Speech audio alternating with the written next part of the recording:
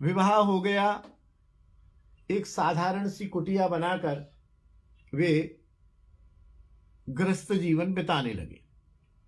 थे तो वो राजपुरोहित के लड़के, लेकिन क्योंकि वैराग्य हो गया था, और 800 वर्ष पहले मेरे ख्याल से माता पिता भी ऐसे नहीं थे कि कोई वैराग्य कर रहा हो तो उसको बिगाड़े कि क्या बाबा जी बन रहा है, तेरा दिमाग खराब हो गया। आजकल तो यही स्थिति है। आजकल दोनों तरह की स्थिति है मैया, कि कुछ माँ बाप भजन करना चाहते हैं, उनके बच्चे उनको भजन नहीं कर। मम्मी पागल हो गई हो आप, दिमाग खराब है, भजन तो क्या घर में नहीं होता है? भूखे रहने से क्या भजन होता है? कितने आदमी भूखे पड़े रहते हैं, उनको भगवान मिल गए क्या? बच्चे परेशान करते हैं।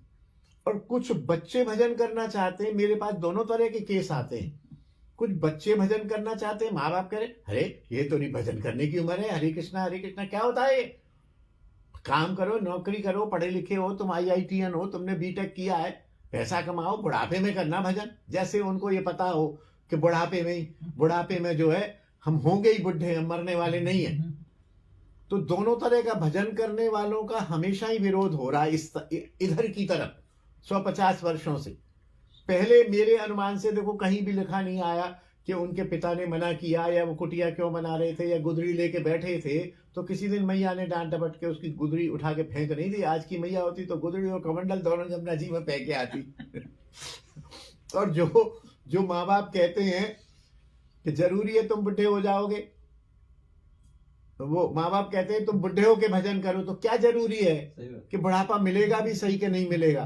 क्या जवान मृत्यु नहीं हो रही है? क्या हमारे आसपास हम देखें 10 साल के, 20 साल के, 30 साल के, 25 साल के, 50 साल के किशोर नहीं जा रहे हैं?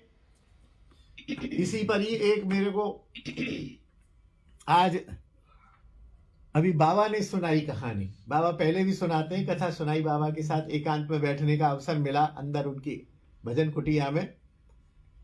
तो बोले एक दिन राजा युधिष्ठिर के पास एक संत आए। संत ने कोई चीज की याचना की कि तुम जो है मेरे को ये चाहिए और अभी चाहिए। वस्तु कोई ऐसी थी जो उनके पास उपलब्ध नहीं थी।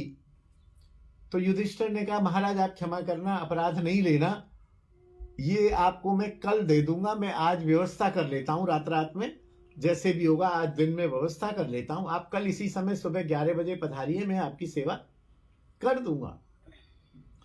संत चले गए। पता चला उधर से जो भीम थे, भीम जो है जोर जोर से नाचने लगे, बैंड बाजा ढोलक मृदंग, और नाचो भाई नाचो भाई नाचो, नाचो नाचो, मिठाई बट रही है, ये बट रहा है, वो बट रहा है। अरे युधिष्ठिर को पता लगा, बोले वो भीम के उधर कक्ष में महल में बड़ा जोर से कुछ क्या है आज? बोले हमको तो पता नहीं, हमारे पास तो कोई सूचना नहीं है। बोले सब अभी तक तो शांत बैठे थे, 10 बजे तक, 11 बजे से जब से यहाँ से गए हैं तब से नाच रहे हैं, आनंद कर रहे हैं। अब लोग पहुंचे, भाई भीम महाराज क्या बात है? अरे बोले बड़ा आनंद का विषय, बड़ा आनंद का विषय, हम तो ऐसे ही भटकते रहे। कहाँ भटकते रहे? बोले हम तो कुछ ज्योतिष या कुछ पूछना समझना होता था तो अपने गुरुजन के पास, पंडितों के पास इधर उधर भटकते रहे, हमें ये मालूम ही नहीं था कि हमारे घर में भी त्रिकालज्ञ है। बोले त्रिकालज्ञ कौन है? त्रिकालज्ञ? अरे ये हमारे बड़े भैया युधिष्ठिर। बोले ये कैसे त्रिकालज्ञ? बोले त्रिकालज्ञ तो है ही है, तो संतों को कह दिया कि कल मैं तेरी वस्तु दे दूंगा, इनको पता है कि कल ये जिएंगे। त्रिकालज्ञ हो गए कि नहीं हो गए?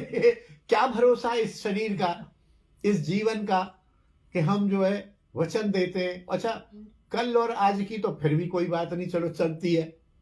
तो कोई ये कह रहा है कि अभी तो तुम 25 साल के हो, अभी क्या, अभी तुम नौकरी करो, जब 60 के हो जाओगे तब भजन करना, तो ये तो बिल्कुल ही त्रिकालज्ञता का ही निशानी है।